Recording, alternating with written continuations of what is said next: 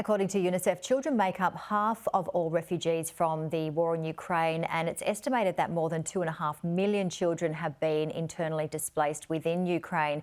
Artist Janno McLaughlin met a number of Ukrainian children through an art project throughout the pandemic, which inspired her to build a community of support by making an art installation that is set to be taken around the world. And she joins me live.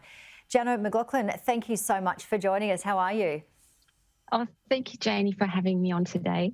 Absolute pleasure. We're going to show our viewers the vision of the extraordinary work that you and the community have done. Let's have a look at it. It is a quilt. It's called A Global Hug for Ukraine. Tell us about it, Janno. Well, it's actually an art installation, if you can think of a healing metaphor for love and holding together and standing with Ukraine, especially for the children of Ukraine. And I did a call out on Instagram early on when the war broke out in March to see if we could gather patches of support for Ukraine, especially because I was working with Ukraine anyway, with lots of children, teaching them about art. And I thought we need to make an art installation that actually has a power to connect them and let the Ukraine kids know that we're thinking of them, and it's something that they can hold on to with hope, because I feel it's really important for the kids who have lost so much that, you know, they feel loved and supported from all over the world.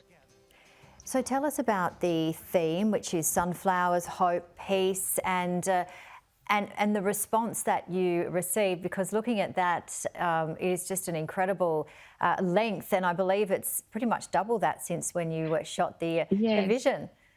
Yes, well, we originally thought, I had an image in my brain of like 9,000 patches is approximately 100 metre times 100 metre square.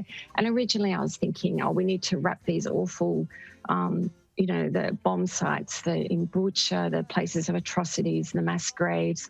I thought we need something symbolic that shows the kids something about new beginnings. And then I started to lay it out in different ways to show Ukraine how we could perhaps display it, like in the form of, Christo was an artist that wrapped buildings. So I'm sort of showing them an art process as well, in a way. But when I did this drone footage a few weeks ago, we laid it out on a private property in the country, New South Wales, in the mountains, and it was so beautiful. But that was only like a quarter of what we had then, and that was about 3 weeks ago. And since then, it's doubled, tripled. I don't even know. So it's amazing. And the Ukraine people are now calling it the road to peace. And I talk to Ukraine every night, and they just are so thankful and grateful for patches coming in from everybody all over Australia, children's groups, artists, quilters, mums and dads. I've had a tractor from a farmer. We've had people from everywhere, and South Africa, England, New Zealand, America, London, everywhere you can think of, people have sent me patches based on the sunflower or hope, love, peace. And they've written me stories as well. It's just incredible. So I don't really know how many we have at the moment. Close to 9,000, I think. It's unbelievable. And you're taking it to London on the 2nd of August. What happens from there? Well, hopefully I've got nearly 2.5 weeks to get to London. And in the meantime, I know we'll talk about this later in the interview, but I do want to show Ukraine I need to show Ukraine and the kids in Ukraine that Australia is behind them and we are supporting them. So I was trying to think of ways to display it for them before I take it to London. And one of those places that I want it displayed is projected. This is my wish dream, is to project it onto the Opera House if we could. I just thought that would be an amazing way of showing Ukraine that we stand with Ukraine. And also Parliament, there's a joint sitting. I'm gunning for it to go to Parliament House and also to the Ukraine Embassy, because to answer your question, I deliver it to London to my Ukraine team, and I'm pretty sure the first stop is the Ukraine Embassy in London, and then they are going to, my Ukraine team have a list of places it's going. It's going to Madrid, Warsaw, all sorts of places, I think Greece, lots of places in Europe. And then ultimately it's going into Ukraine.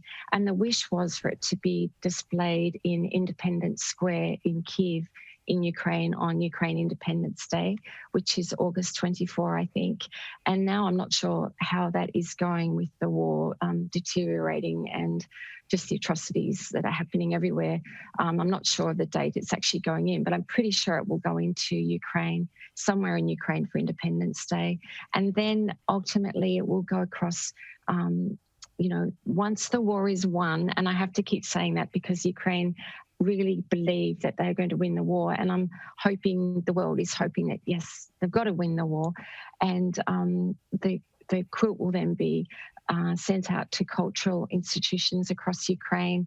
It can be used in prayer, in healing, in holding, performances, in tents, draped buildings, laying it along roads, however they would like to use it. It belongs to Ukraine. And one other thing I didn't tell you before is that Ukraine children have also been making patches as a form of art therapy.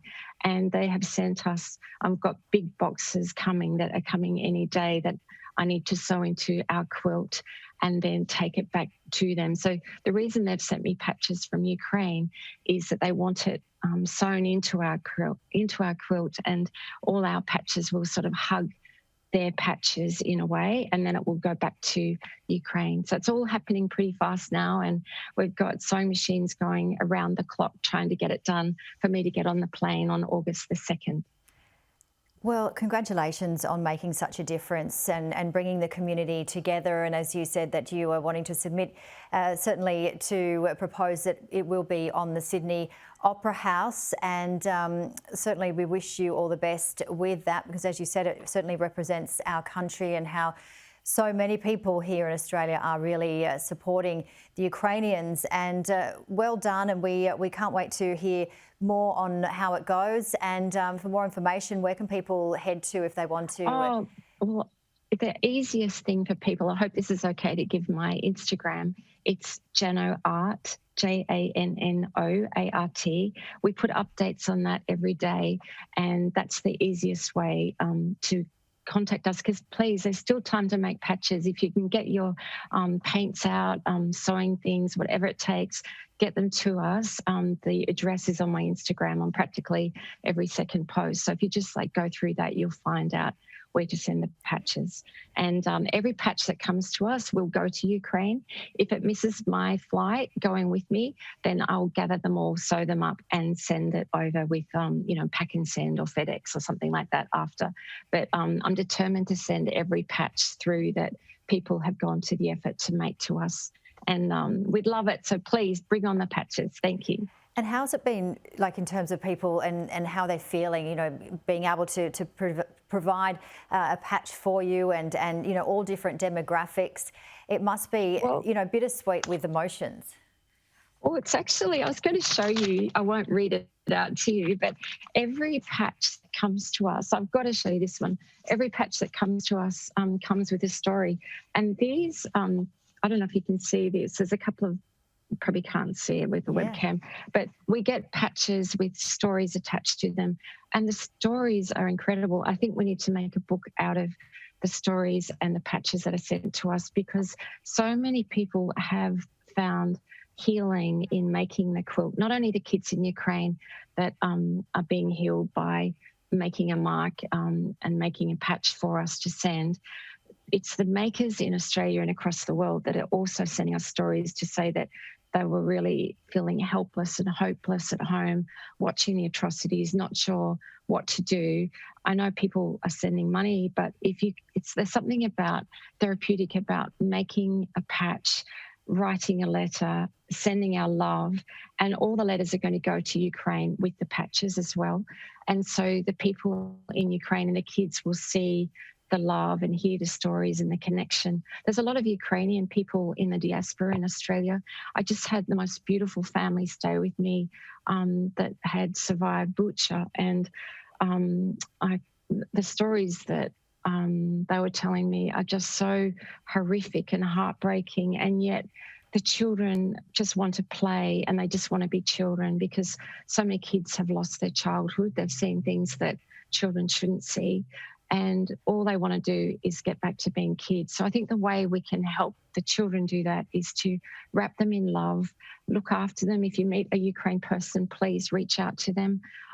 They're just the most beautiful, kind, loving people, and they've just been through the most horrific things. And I noticed you said before there were like 2 million kids in the diaspora. I think it's actually, I've been told that it's, like closer to 7 million, 8 million children are lost or, out of Ukraine, refugees now. And I just can't imagine their pain. So I think if there's anything in this quilt, if we can hug them with it, give love, and also to your viewers, if you know a Ukraine person or any refugee, actually reach out and talk to them and see what they need and offer them some love. I think Australia is awesome, and I think we can give so much as a country. And it's just this quilt, if one of the things that's actually shown to me is that Australians have got huge hearts, and I'm getting a bit teary talking about that, but it's actually really heartwarming.